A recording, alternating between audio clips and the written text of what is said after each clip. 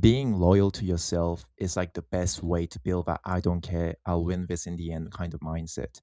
I've started realizing that identity follows after taking actions. So, like, you might have a bit of natural talent to start doing something, or you have easy access of doing something just because, people around you kind of influence you. But the crucial part is doing it, like pretending you're already in the top 1% at that thing in that field. And slowly but surely, you'll eventually and actually become one of them one day. And I want to be clear about something before I go further, because I think a lot of self improvement content skips this part, and it makes the whole idea of improving, feel very hollow. Because like fake it till you make it is usually said like it's magic. Like belief alone, like as if belief alone rearranges the reality, because it really doesn't. Like belief without repetition or execution is just delusion with better branding or labeling. So what actually happens is quieter and slower than that. And I think I only understood it because something I caught myself like doing by accident, not because I set out to practice it over and over again. I think of myself as someone who's, like fairly self aware, or at least someone who tries to notice the things that will ruin my day before I do them. So when I used to hear people saying things like, I can't lose if I keep trying, or I'm winning no matter what, I think, sure, like confidence is good, like, but that's not how reality works. Like so many people have given their absolute best for years and never seen it pay off, like the effort and time that they pulled in, like it doesn't owe you an outcome.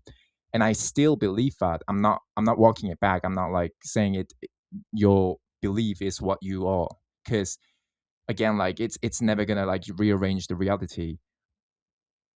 But I love going to the gym. For example, like I love the process of it, not just the results. It's only been like 8 or 9 months since I started it, but it's genuinely like changed my life for good.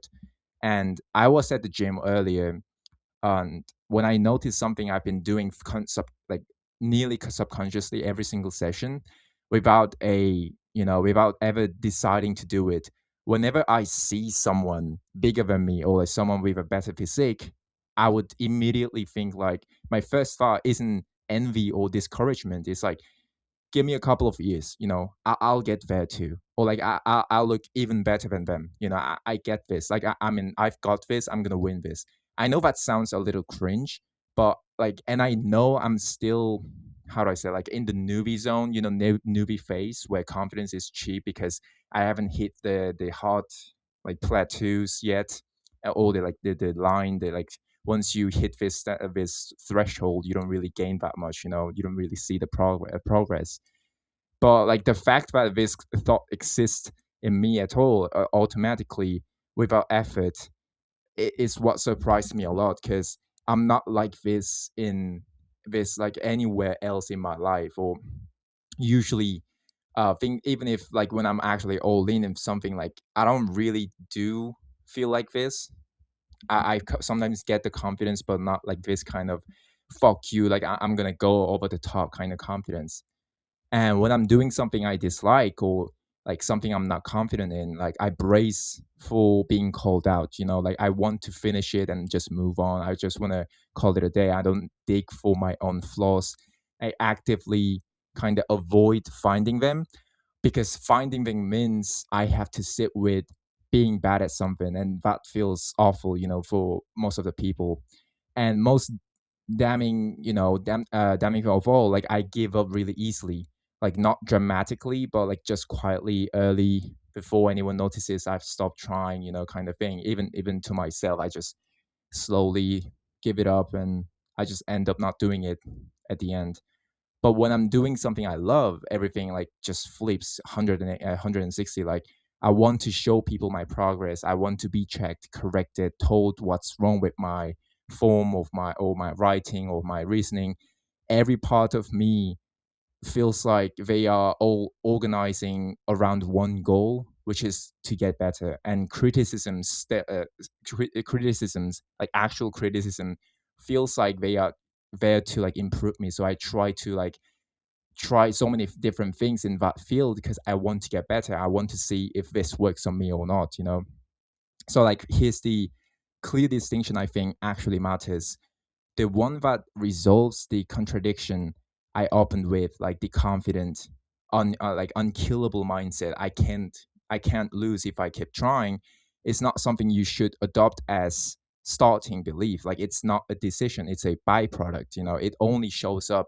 It becomes a part of you after you've actually been already been loyal to a process long enough that your nervous system has evidence. Like you can prove it. You know, oh, I have done you have done all these things for months. Of course you can do it today as well, and you're going to be doing it for the next years. So like even if your conscious mind hasn't caught up yet, like from the outside, someone who's earned that confidence through months of like practice, like numerous repetitions, let's say, like it looks identical to someone who's just naturally overconfident.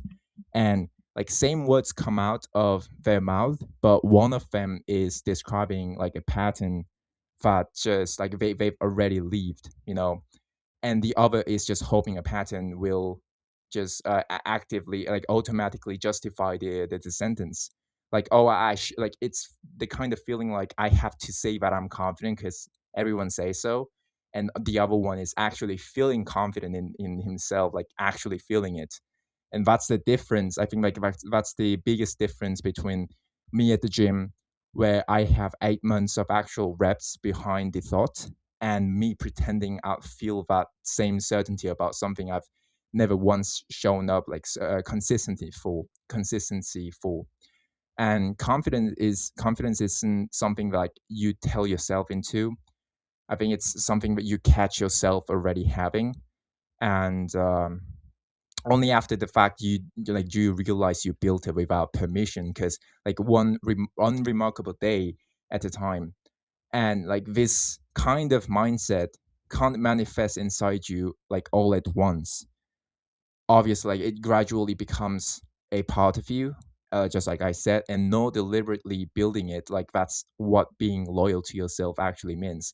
Not loyalty in some moral capital letter sense, like loyalty in the plain almost boring yourself to do.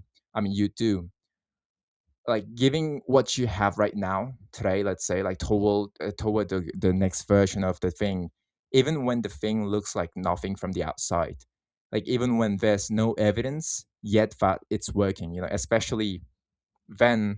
So let's say like actually because that's the only period where loyalty is even being tested, because like once the results show up, you're not being loyal anymore. You're just enjoying the payoff. Just like I'm just literally enjoying the process of gym. Like although it's hard, although I have to trigger myself, I have to put myself into this situation or environment where I'm gonna go to the gym. You know, like I do still obviously get sluggish and lazy, but the moment I go to the gym, I'm like 100% different, like 160 different person.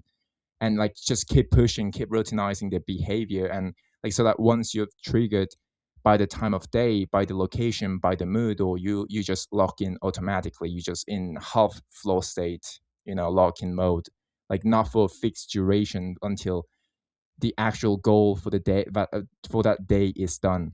So like you don't just say like, oh, I'm gonna read 30 minutes per day, because like that has no bones like in it. Like it's just it's so weak. You need a fixed goal that's big enough for you to make plans and routinize your day for that one thing. And until like there's a difference between I did my 30 minutes and I did the thing I set out to do today. So like, and the second one is the only version that compounds every single day, every single month. And here's something everyone watching this has felt, whether or not they've put words to it. Like you don't fully control yourself. You can reason with yourself out loud. I actually talked about this concept before in my videos.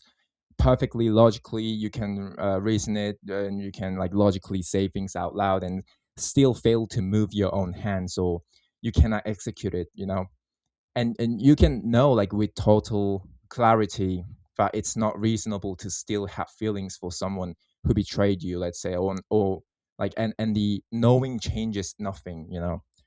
I call this inner self, or like inner layer, the will tree.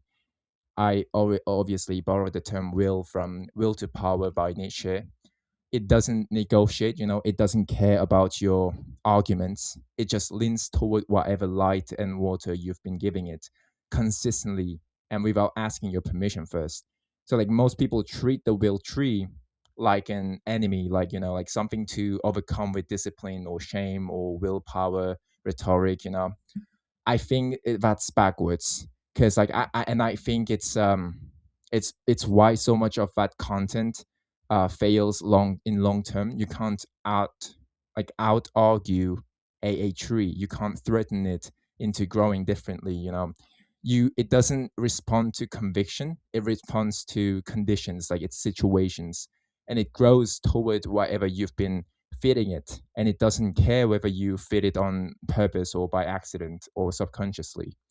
Like, which means the real question isn't how do I force myself to want the right things, you know. It's what have I been feeding this thing without noticing, and what would it look like to fit it on purpose instead. So like every time you show up to the gym, or even on a day you don't feel like it, you're not just completing a workout or just another day out of nothing, you know. You're watering the tree in that direction, in that you're feeding it, you're leading it. Every time you give up early on something you claim to care about, you're watering it in a different direction, and it doesn't distinguish between the two. Like it grows toward whichever one you actually did, like not whichever one you meant to do. So this is also like obviously the reason why you should always take actions instead of thinking. I talked about this numerous times in my YouTube channel. Obviously not many of you will notice it and know it, though I feel like it's one of the traits in the internet, like one of the things that are really talked um frequently in the internet. And this is why like fake it till you make it isn't really about faking anything. It's about like consistently choosing the behavior of someone who's already like being loyal to the goal before you have any internal proof that you deserve to feel that way. So like you're not lying to yourself. Technically you are, but like you aren't, because like you're just letting the action come first and letting the identity catch up later, because that's the only order it's ever actually happened in for anyone, I believe. And I think this is also why chip dopamine is such a specific kind of trap. Whatever it is, like it could be anything. Literally, it could be for someone. It could be I feel like the vast majority of people nowadays is YouTube videos, doom scrolling. Some for someone could be it could be a novel. You know, web novels. They are kind of chip. I wouldn't say chip in some cases, but like yeah, you could read something a lot better than that. You know, like if you be actually honest with yourself, you aren't really learning something from those novels. um it could be literally anything. What I'm trying to say is if it bothers your normal life and it is considered cheap dopamine, and is such a specific and it's a trap again. And it's not just that it feels good and wastes time, it's that it's a rival to root system. Like I said, every score, every scroll, every easy hit of stimulation is also feeding the tree. So you're teaching it that this is what gets rewarded. This is where the water is. This is worth growing toward. And then you're confused like later about like why you can't make yourself sit down and do the hard, slow thing, as if the tree owes you an explanation for growing exactly where you fed it. So like being loyal to yourself in the end is just this: noticing what you've been watering and choosing again and again on the days it doesn't feel urgent and nobody's checking. So like the water, like to water the thing you actually want to become instead of the thing that's asking the least of you right now. So you don't get to skip the part where it looks like nothing. Obviously everyone goes through this. Like you don't get to talk your way past it either. The tree isn't listening to your speeches, you know, your internal monologues or overthinking, let's say. It's only ever been watching your hands, how you move and what you do.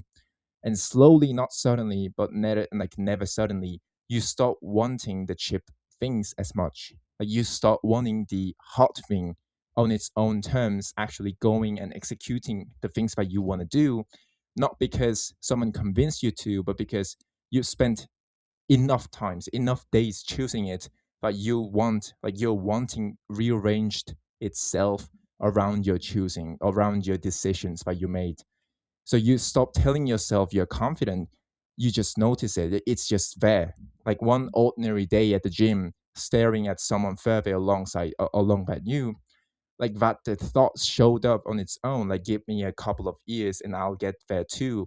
Not as a performance, like just as the plain quiet output of everything you've already done.